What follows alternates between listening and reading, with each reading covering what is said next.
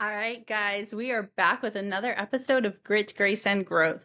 Today, we are diving into that burning question that many aspiring real estate investors have, and that is what if my real estate market is too expensive to invest in? So, let's explore this together and find out how you can still get started in real estate investing, even if the cost of the area that you live in is quite high. First off, it's really important to recognize that real estate markets can vary drastically from one location to another. And what is considered expensive in one city might be a bargain in another. So, however, even in pricey markets, there are strategies that you can employ to make real estate investing attainable and feasible. So, first off, invest in surrounding areas.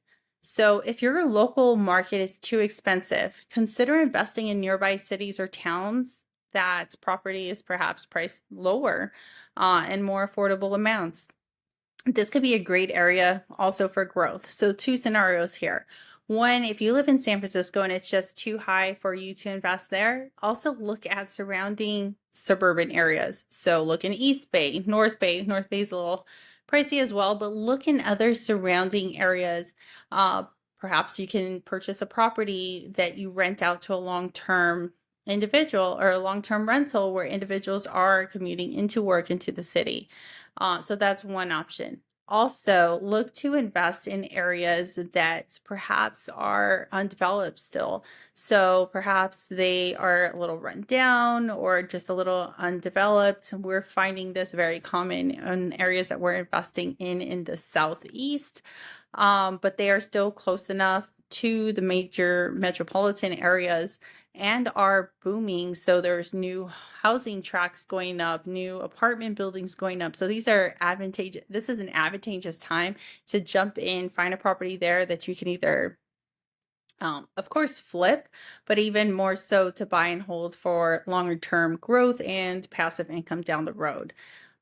Number two, look for smaller properties. So you don't necessarily always need to start with a 3 bedroom, 2 bath, 4 bedroom, 2 bath property, or a multi-unit property to jump in your real estate investing journey. Instead, look for some smaller properties, some condos, single family homes, up and coming neighborhoods, so C and B rated neighborhoods.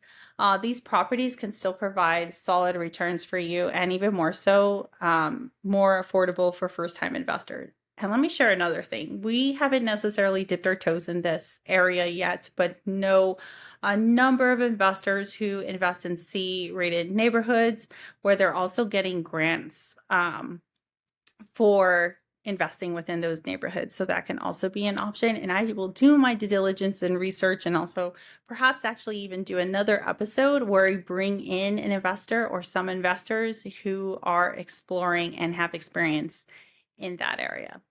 Number three, partner with others. Again, if it's too expensive to invest in a particular area, look at cutting costs and partnering with another area, partnering with another investor or investors. So coming in together and a partnership where you can pull together your resources. So I spoke about this in a previous episode for funding reasons, where you can come together, offer your time, expertise, and partner with somebody else who's going to provide the funding.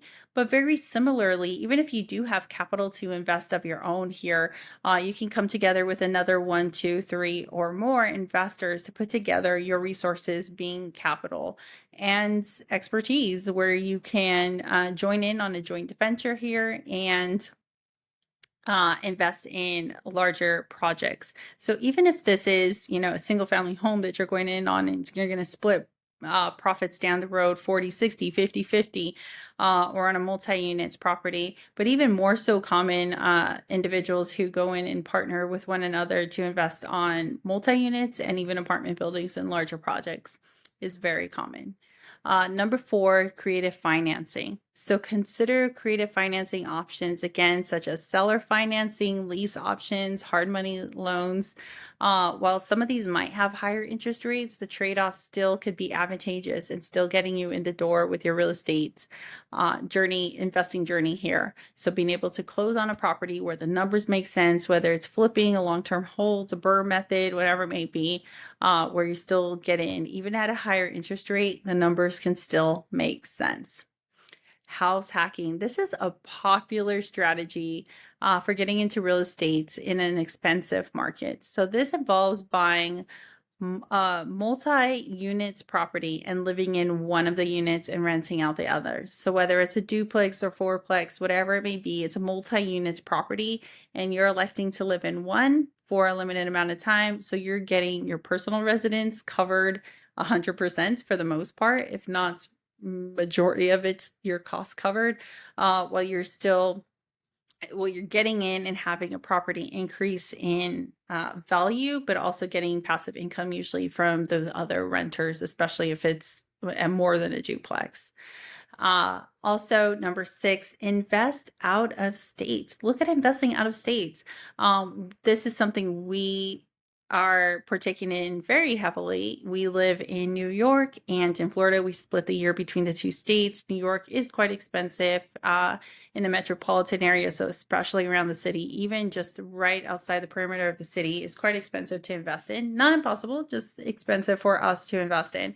And even in Florida, where it's a lot more affordable in comparison to the metropolitan area of New York City, the prices of real estate are increasing. So yes, we have invested in New York, more so the Valley, Hudson Valley area and upward into upstate, as well as in Florida where we have properties. However, we do focus in on investing out of state. So don't be afraid to invest in out of state, no matter the investment strategy. So whether it's a flip, a buy and holds, the opportunities are still there. The only thing I would say is really focus in the beginning on building your team. So get a great management company, contractors, a network of contractors, and so forth. So once you have that team set up, it makes it quite easy to continue going back to them when you have other properties within that area out of state that you're investing in. Number 7, start small and scale up. Don't be worried about starting with a smaller property. One of the first properties that we were looking at for actually all the properties we were looking back at investing in 2019 were all small properties. The first one we got for under $20,000. I don't remember the exact amount, but it's under $20,000. Another one that I remember, actually the first property we ever put in an offer on was for about $15,000. It was quite small. We were going to make it an Airbnb, which would have been, it was really small. I don't remember. It was like maybe 700 square feet. But either way, it would have been a great opportunity to get in on that property and taking the proceeds from that to either reinvest in other properties, or which we did later on, but we didn't see it as a defeat to invest and start with the first purchase being small, which we actually lost out on the bid on that particular property that I'm speaking of, but it worked out in several others. In the first several purchases were all small properties. And so what if your market is too expensive to invest in? Really, the answer is to think creatively and be open-minded to considering various different strategies by exploring nearby markets, partnering with others, all the other methods that I mentioned previously. But really, don't let it be an excuse of your market being too expensive that it holds you back. There are so many opportunities still available for you investing. So that's it for today's episode of Grit, Grace, and Growth. Thanks again for tuning in. And if you found this episode helpful, be sure to subscribe, share a review, and share this episode with anyone else you think would benefit. But also definitely give your feedback so we can continue providing episodes on criteria and information that you're looking for. Join me next time as we explore more strategies and dive deeper into the world of real estate.